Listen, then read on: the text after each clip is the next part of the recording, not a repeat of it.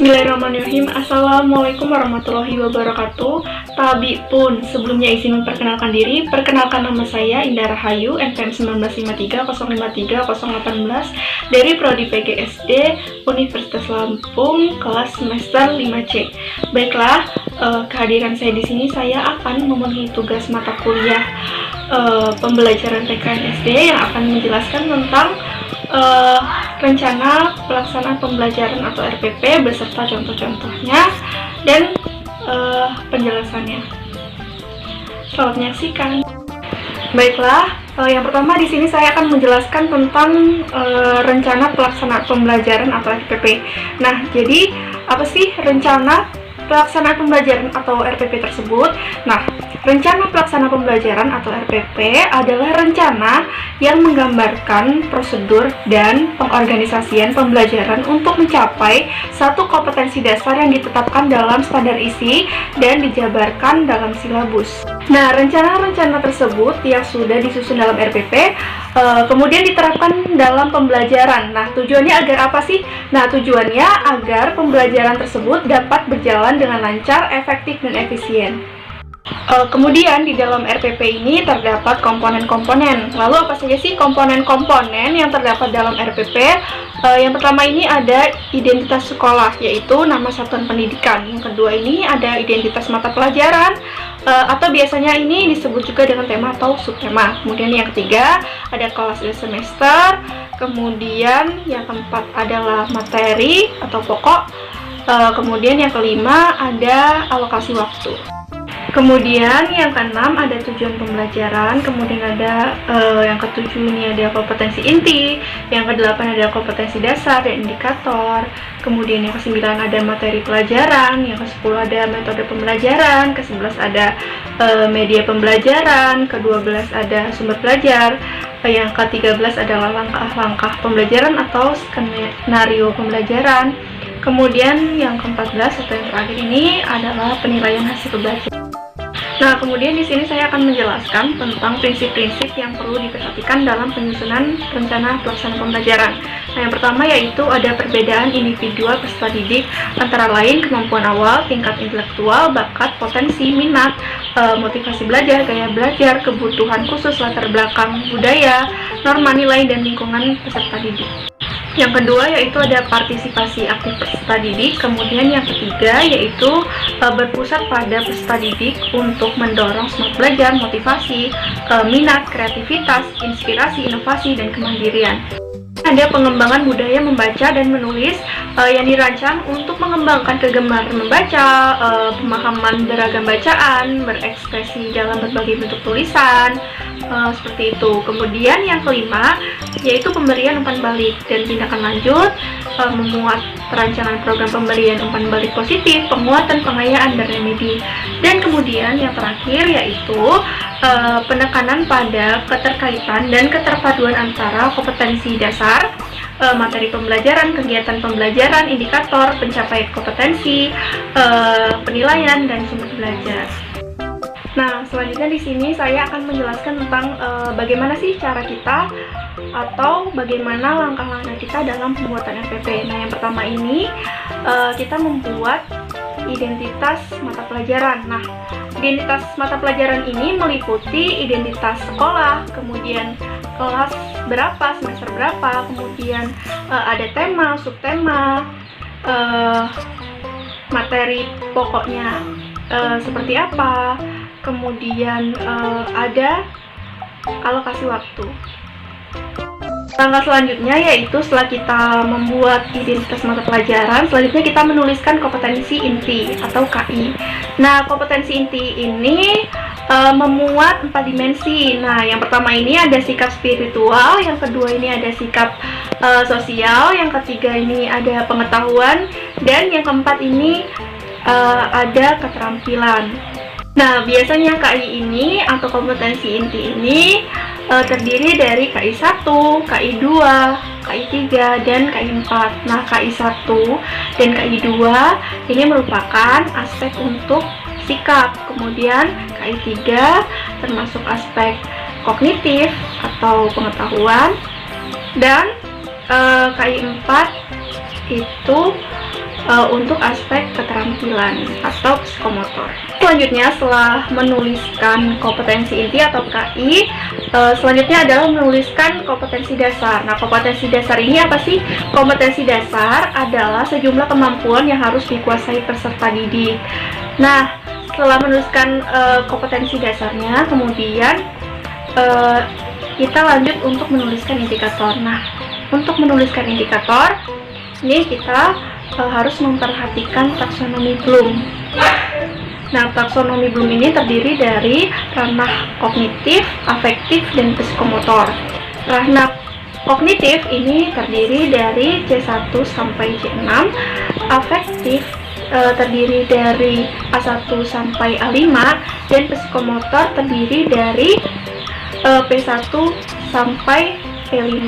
Nah, jadi pembuatan indikator tersebut disesuaikan dengan KD-nya. Misalkan KD-nya termasuk KD kognitif, berarti menggunakan taksonomi Bloom yang termasuk aspek kognitif. Jika psikomotor, menggunakan taksonomi Bloom psikomotor. Dan juga jika afektif, menggunakan taksonomi Bloom afektif, seperti itu. Selanjutnya yaitu setelah membuat tujuan adalah menuliskan materi. Nah, jadi materi-materi pelajaran atau judul-judul besarnya dituliskan dalam RPP. Setelah itu adalah metode pembelajaran. Nah, jadi metode-metode pembelajaran dituliskan di dalam RPP.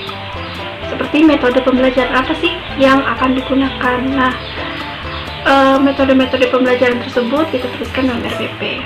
Setelah itu menuliskan pendekatan dan media alat atau sumber belajar. Nah, jadi dicantumkan juga seperti pendekatan apa sih yang digunakan, kemudian ditulis dalam RPP. Kemudian alat atau media atau sumber belajar apa sih yang digunakan, kemudian dituliskan dalam RPP. Nah, setelah dituliskan, langkah selanjutnya adalah membuat skenario pembelajaran atau langkah-langkah pembelajaran. Nah, biasanya langkah-langkah pembelajaran ini dimulai dari kegiatan pendahuluan, kemudian kegiatan inti, dan penutup. Nah, biasanya dalam ketiga proses pembelajaran tersebut seperti pendahuluan, inti, dan penutup terdapat alokasi waktu yang ditentukan. Selanjutnya yang terakhir nih, yang terakhir ini adalah penilaian hasil belajar. Nah, dalam penilaian hasil belajar ada 3 aspek yang dinilai, yaitu ada aspek kognitif, afektif, dan psikomotor. Nah, ini adalah bentuk atau contoh RPP yang telah saya buat. Nah, di sini yang pertama ini ada identitas mata pelajaran. Nah, di dalam identitas mata pelajaran ini terdapat kelas atau semester. Nah, di sini saya menuliskan kelas 3 semester 1, subtema 4 kewajiban dan hakku, kemudian subtema 2 kewajiban dan hakku di sekolah. Pada pembelajaran keempat, alokasi waktunya 1 hari. Nah, selanjutnya ada kompetensi inti. Nah, di sini saya menjelaskan kompetensi inti dari KI 1 sampai KI 4. Nah, untuk KI 1 sendiri yaitu isinya menerima, menjalankan, dan menghargai ajaran agama yang dianutnya. Kemudian KI 2 memiliki perilaku jujur, disiplin, tanggung jawab, santun, peduli, dan percaya diri dalam berinteraksi dengan keluarga, teman, guru, dan tetangganya. Yang ketiga yaitu memahami pengetahuan faktual dengan cara mengamati, mendengar, melihat, membaca, dan menanya berdasarkan rasa ingin tahu tentang dirinya, makhluk ciptaan Tuhan, dan kegiatannya dan benda-benda yang dijumpai di rumah, sekolah, dan tempat bermain. Kemudian untuk keempatnya adalah menyajikan pengetahuan faktual dalam bahasa yang jelas, sistematis, logis, dalam karya yang estetis, dalam gerakan yang mencerminkan anak sehat, dan dalam tindakan yang mencerminkan perilaku anak beriman dan berakhlak mulia. KI urutan yang selanjutnya yaitu adalah kompetensi dasar dan indikator. Nah, di sini terdapat kompetensi dasar yang indikator, bisa dilihat di gambar di samping. Yang pertama ini ada kompetensi dasar dan indikator untuk mata pelajaran bahasa Indonesia dengan kompetensi dasarnya mencermati ungkapan atau kalimat saran, masukan, dan penyelesaian masalah sederhana dalam teks tulis. Untuk indikatornya yaitu ada 3.10.1, yaitu menjelaskan maksud dari ungkapan atau kalimat saran, masukan, dan penyelesaian masalah sederhana yang menyatakan permasalahan di sekolah berdasarkan teks yang dibaca. Kemudian 3.10.2 yaitu menentukan ungkapan atau kalimat saran dengan benar. Kemudian 3.10.3 yaitu menguraikan ungkapan, kalimat saran, dan masukan ke dalam buku tulis dengan benar. Kemudian ini ada indikator yang kedua yaitu indikator psikomotor yang KD-nya sendiri yaitu 4.10 yang isinya adalah memeragakan ungkapan atau kalimat saran, masukan, dan penyelesaian masalah sederhana sebagai bentuk ungkapan diri menggunakan kosakata baku dan kalimat efektif yang dibuat sendiri. Kemudian dengan indikator-indikatornya yaitu ada 4.10.1. Nah, ini ada membuat ungkapan, kalimat saran, masukan, penyelesaian masalah sederhana menggunakan kosakata baku dan kalimat efektif. Kemudian ini ada yang 4.10.2 yaitu mengembangkan ungkapan, kalimat saran, masukan, dan penyelesaian masalah sederhana dengan menggunakan kosakata baku dan kalimat efektif ke dalam buku tulis. Kemudian ada 4.10.3 yaitu menyelesaikan ungkapan, kalimat saran, masukan, dan penyelesaian masalah sederhana dengan menggunakan kosakata baku dan kalimat efektif. Nah, ini adalah KD dan indikator untuk mata pelajaran bahasa Indonesia. Nah, selanjutnya di sini ada kompetensi dasar dan indikator untuk mata pelajaran PPKN. Nah, di sini terlihat PPKN memiliki 4 indikator ya. Ada 1.2 yang isinya adalah menghargai kewajiban dan hak sebagai anggota keluarga dan warga sekolah sebagai wujud rasa syukur kepada Tuhan Yang Maha Esa. Nah, ini terdapat indikator sama seperti sebelum-sebelumnya yang bahasa Indonesia.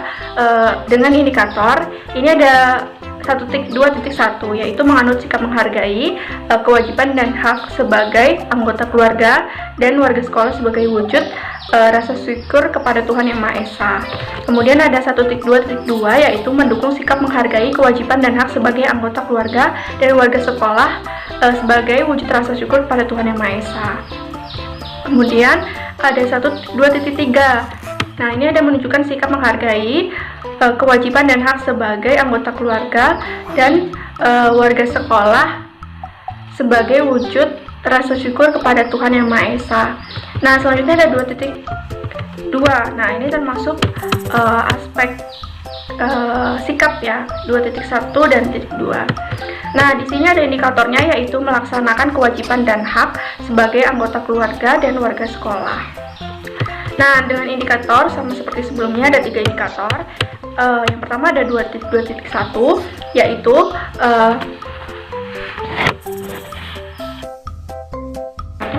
sama seperti sebelumnya ada 3 ya. Ada 2.1 ini melakukan pengamalan yang berkaitan dengan hak dan kewajiban sebagai warga sekolah dalam kehidupan sehari-hari. 2.2 yaitu menunjukkan sikap pengamalan yang berkaitan dengan satu hak dan kewajiban sebagai warga sekolah dalam kehidupan sehari-hari.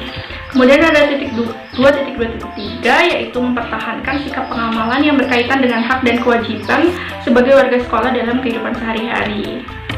Nah, kemudian selanjutnya ada KD untuk aspek pengetahuan. Nah, untuk aspek pengetahuan biasanya KD-nya dimulai dari angka 3. Nah, ini 3.2 berarti KD tersebut menunjukkan untuk aspek pengetahuan. Nah, di sini ada 3.2 yaitu mengidentifikasi kewajiban dan hak sebagai anggota keluarga dan warga sekolah.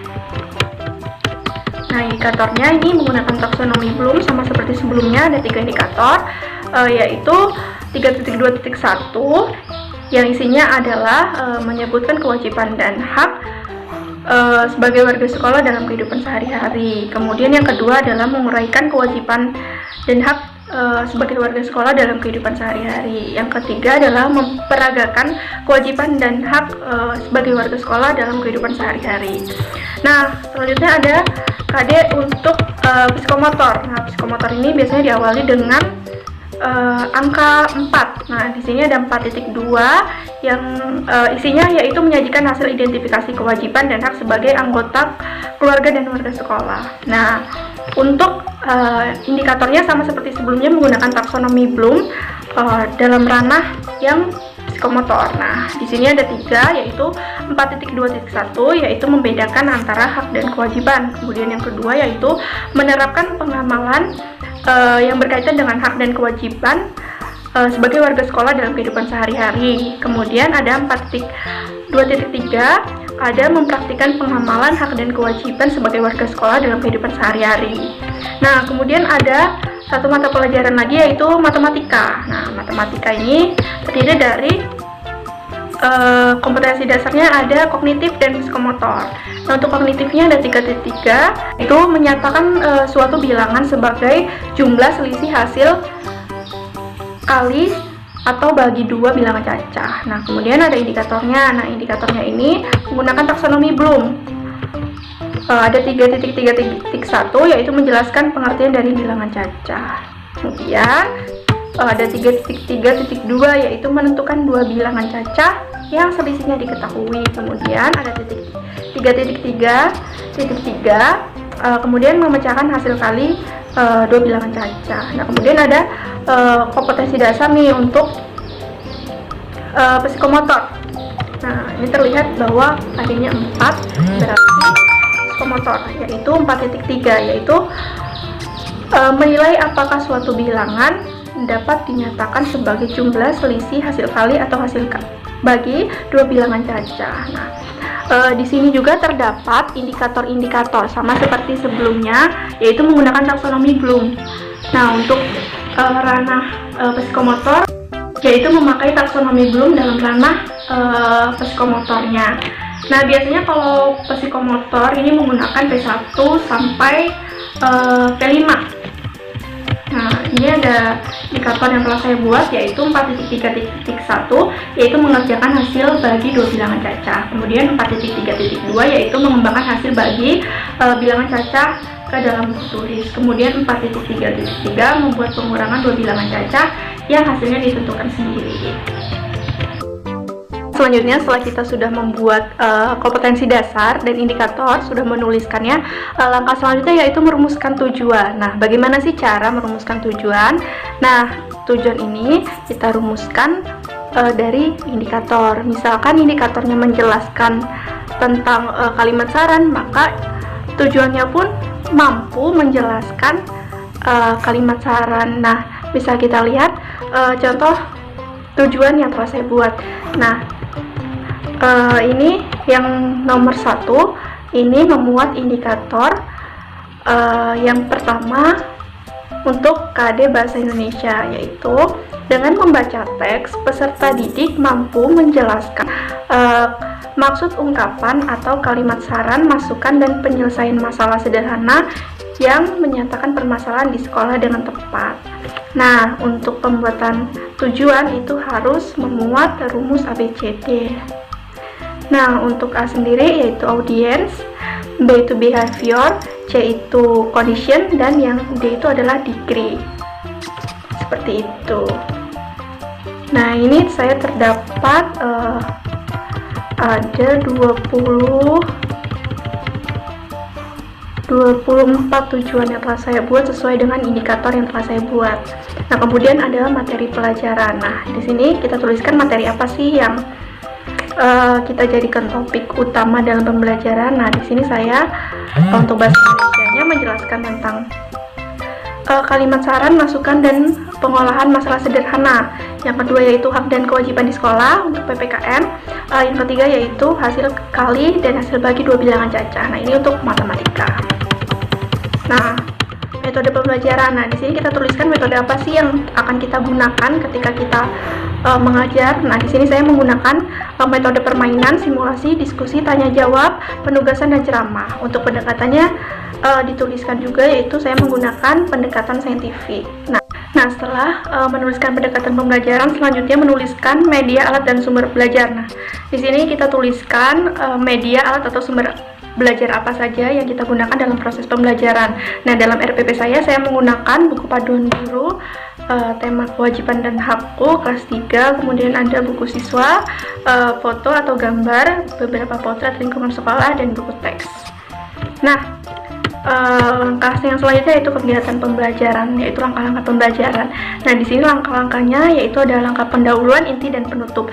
Untuk pendahuluan ini diawali dengan berdoa, kemudian mengabsen peserta didik, dan kemudian menyanyikan lagu-lagu wajib nasional. Selanjutnya yaitu kegiatan inti. Nah, kegiatan inti ini seperti diskusi, tanya jawab, dan lain-lain. Kemudian yang terakhir yaitu kegiatan penutup. Nah, biasanya kegiatan penutup ini dimulai dari mengulas kesimpulan pembelajaran dan dilanjut dengan pembacaan doa. Nah, selanjutnya yaitu penilaian hasil belajar. Nah, untuk menilai hasil belajar ini memuat 3 aspek, yaitu ada kognitif, afektif, dan psikomotor. Nah, untuk penilaian sikap ini menggunakan teknik non-tes. Ada bermacam-macam teknik non-tes untuk menilai sikap. Nah, di sini saya menggunakan teknik observasi. Bentuk instrumennya pedoman observasi berupa skala penilaian. Nah, bisa dilihat ini adalah bentuk penilaian sikap pembuatan saya. Kemudian adalah penilaian pengetahuan. Nah, di sini menggunakan teknik tes. Nah, saya menggunakan tes objektif berupa pilihan ganda, yang dimana saya membuat soal pilihan ganda tentang bahasa Indonesia, PKN, dan matematika. Keterampilan. Nah, untuk keterampilan ini bisa menggunakan tes dan non-tes, tetapi di sini saya menggunakan teknik non-tes berupa hasil kerja atau praktik dengan instrumen penilaiannya yaitu menggunakan skala penilaian. Seperti itu.